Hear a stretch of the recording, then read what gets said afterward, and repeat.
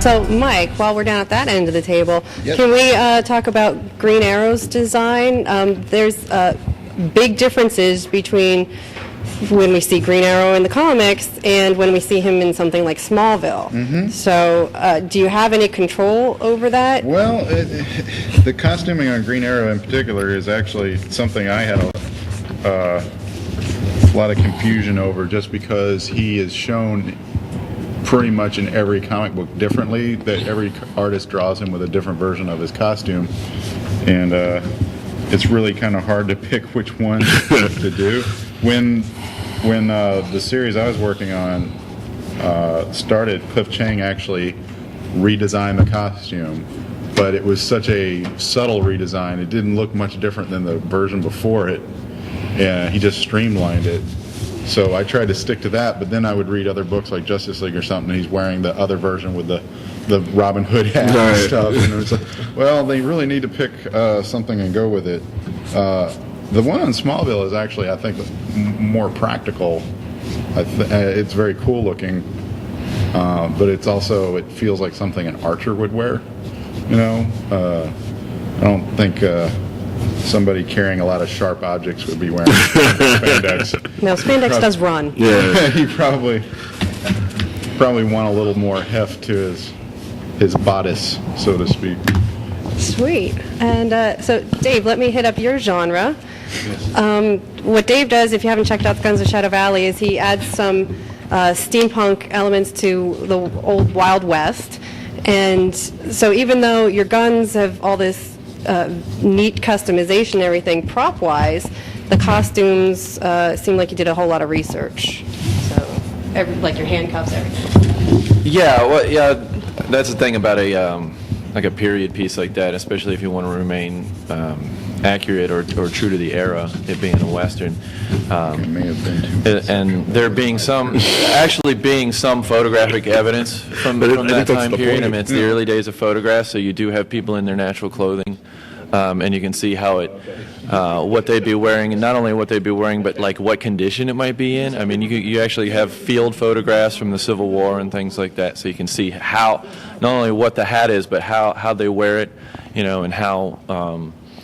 Where the uniform's really uniform. I mean, you look at some of the old Civil War things, and every guy's got a different hat on, or a different belt, or different boots, and you know, basically what I do then is try to match the character to the kind of clothing, to what their sort of lifestyle or personality would be. Whether he's like the sheriff is somebody who's a little more of a town person, trying to present himself as clean and orderly, so he's got the nice vest, you know, he's got the nice black hat, everything's very clean and pressed, whereas the gunslinger is a guy who's constantly on riding his horse, always going from town to town because he's being run from town to town. So he's covered in mud, he's ragged, and he's got to wear clothes that are going to be able to sustain him in the elements. So he's going to have a heavy coat. He's going to have layers that he can take on and off depending on the weather and whatnot.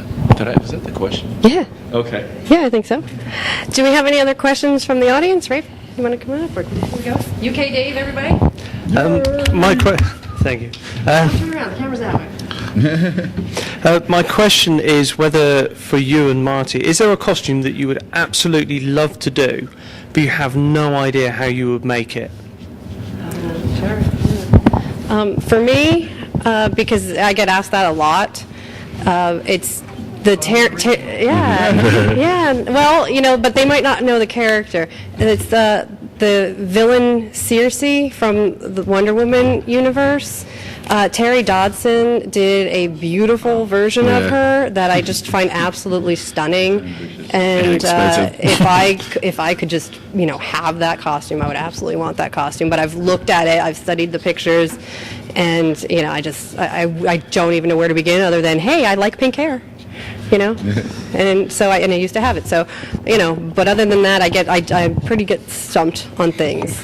So, the one that I'm thinking of doing and would always wanted to do was it's an actual. I just finished my Chewbacca costume last November. And to expand on that, the Star Wars Expanded Universe has where Chewbacca was a bounty hunter, and his name was Snuva, where you add a lot of peripheral armor and a vibro axe and a large blaster. He has an eye patch and a flat top and some black. So I would have to do a lot of modifications to my existing suit, which could be done, but there's a lot of mold making and things like that, and that's something that I most likely will be doing because there's Celebration 5 is this year, and I want to debut it for that. But I make all of my own things, and I'm trying to get a little bit more adept in the mold making and see what I can do with that. But the Snuva is the bounty hunter that I would love to do. I actually have one, and I've been thinking about this for about 10 years and have no idea how I would pull it off. This is Dark Side. It'd be way, because I keep looking up what it would cost to do it, and it would be way too expensive. Yeah, sometimes it's cost prohibitive. Yeah. Is definitely so. Huh? How much do a megaview cost? Well, the way that I would want to do it would involve a lot of latex appliances. So yeah.